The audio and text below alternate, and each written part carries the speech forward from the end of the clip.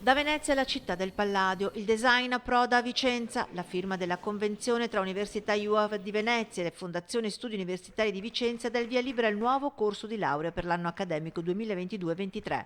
Un sogno, un'idea partita ancora 2 anni fa prima del Covid, che i due enti con l'amministrazione comunale, principale socio della fondazione, e la regione Veneto hanno portato avanti anche in tempo di pandemia e che oggi diventa realtà e si cala sul territorio. Un progetto che riguarda design, un particolare aspetto del design, che è il design legato al prodotto, e che sostanzialmente considera quello che è anche, oltre alla vocazione della città, l'oreficeria e tutto quello che sappiamo, l'assetto produttivo anche più esteso del territorio. L'università ha 3 missioni e giova ricordarle perché la prima è la ricerca, la seconda è la didattica, ma la terza è il trasferimento tecnologico sul territorio.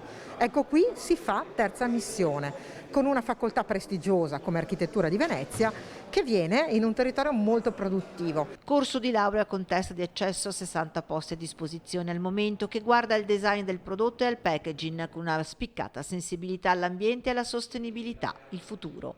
In attesa del 2022, già dal prossimo anno saranno attivi 2 corsi di specializzazione.